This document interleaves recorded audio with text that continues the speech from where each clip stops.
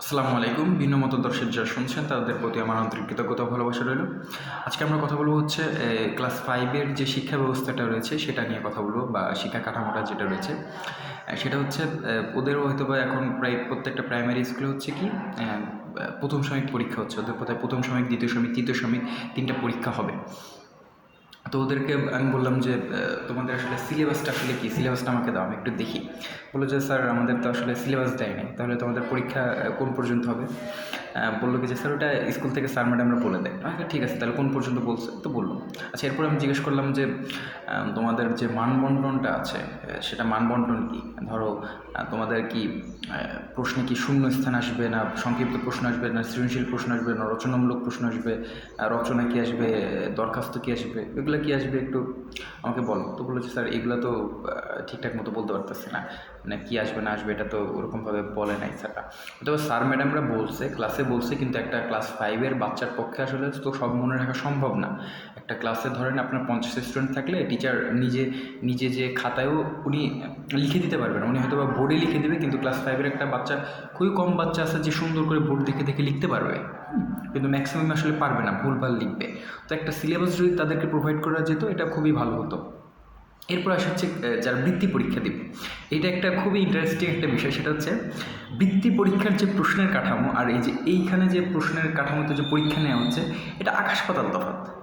মানে এটাতে মানে তেমন ওরকমভাবে যে খুব বেশি মিল আছে ব্যাপারটা তাও না, ঠিক আছে? তো যারা শুরু থেকে বৃত্তি পরীক্ষার প্রতি কনসাস না হবে বা সিরিয়াস না হবে, তো তারা বৃত্তি পরীক্ষা যদি দিতে চায় একবার খুব খারাপ করে আসবে, এটা বাস্তবতা। এবং আপনার ঢাকা শহরের ম্যাক্সিমাম গার্জিয়ানই তাদের সন্তানদের পড়াশোনা নিয়ে খুব সিরিয়াস। জেলা শহর বা বিভাগীয় শহর যেগুলো আছে সেগুলোতে খুব মানে মোটামুটি ভালো পরিমাণে পাওয়া যাবে যে তারা তাদের সন্তানদের নিয়ে খুব মোটামুটি সিরিয়াস আছে যে ভালো করে পড়াশোনা করে। তবে জেলা শহরগুলোতে তুলনামূলক কিছুটা কম, বিভাগীয় শহরে একটু বেশি পাওয়া যাবে। আর এর বাইরে গ্রাম এলাকায় তো আমি বলবোই না। গ্রাম এলাকায় বলতে গেলে ছেলেদের মা কেঁদে আছে, ঠিক আছে, কোনো মতো পাশ করে গেলে ওরা খুশি, আর এর বাইরে তো বাদ। তো এই জিনিসটা আসলে খুবই মানে যারা তাদের গার্জিয়ানরা তাদের সন্তানদের নিয়ে পড়াশোনা নিয়ে নিজেরা একটু ঘাটাঘাটি না করতেছে, সিলেবাস সম্পর্কে না দেখতেছে, এছাড়া মানে তারা বাদে অন্য কারোর পক্ষে আসলে বৃত্তি পরীক্ষা ভালো করা বা আলটিমেটলি শুধু তো বৃত্তি পরীক্ষা না, সামনে তো তাদের বড় ক্লাসে উঠবে, বড় বড় কম্পিটিটিভ পরীক্ষায় অংশগ্রহণ করবে, তাদের জন্য আসলে খুবই আসলে খারাপ অবস্থায় আর কি অপেক্ষা করছে। আগে আমি আমাদের সময় তো পিএসসি ছিল, তো তৎকালীন সময় হচ্ছে আমি গত 2014-তে বোধহয় পিএসসি দিয়েছি। তো তৎকালীন সময় একটা সিলেবাস ছিল, একটা কাঠামো ছিল, পিএসসি পরীক্ষা হতো, এরপরে কি সমাপনী পরীক্ষার মাধ্যমে হচ্ছে আমাদেরকে বৃত্তি দেওয়া হতো। তো ওই সময় একটা সিলেবাস ছিল, কাঠামো ছিল। তো ওই সময় কি আমাদের যে কোনটা কমন পড়বে ব্যাপারটা তো আমরা ঠিক অনুমান করতে পারতাম না। তো আমরা অলমোস্ট যে দোয়া পড়তে থাকতাম যে আল্লাহ যেন কমন পড়ে, হ্যাঁ, এরকম বিষয়।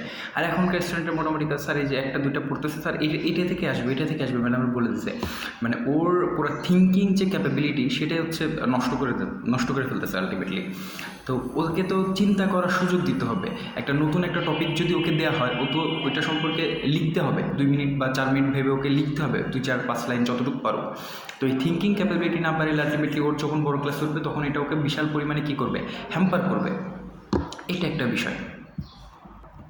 তো এখন যে বর্তমান যে পরীক্ষা কাঠামো বা সিস্টেম চলতেছে, তো আসলে গার্জিয়ানরা যদি তাদের সন্তানদের পড়াশোনা নিয়ে নিজেরা যদি সিরিয়াস না হয়, তাহলে আসলে ওই স্টুডেন্টটা আসলে ভালো করা খুবই টাফ, ঠিক আছে?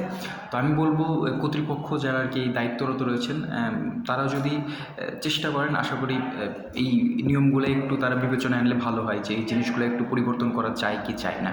এটা একটা নাম্বার 1। আর নাম্বার 2 হচ্ছে গার্জিয়ানরা অবশ্যই তাদের পড়াশোনা মানে ছেলেমেয়েরা কি পড়তেছে না পড়তেছে এটা একটু খেয়াল রাখবেন, ঠিক আছে? তো জিনিসটা হচ্ছে আপনার যে ফার্স্ট অফ অল ও 2টা প্যারাগ্রাফ বা কম্পোজিশন পড়ে গেলো, 2টা থেকে আসলে ও একটা লিখলো, ভালো মার্ক পাইলো, আলটিমেটলি এটা যে ওর জন্য খুব ভালো ব্যাপারটা আসলে তা না। ও 2টা পড়লো বা 3টা পড়লো, ঠিক আছে, ওকে যদি আরেকটা প্রশ্ন ঘুরাই দেওয়া হয়, ও যাতে ওই ঘুরানো প্রশ্নটা আনসার করে আসতে পারে, এটা ওর জন্য ইম্পর্ট্যান্ট, ঠিক আছে?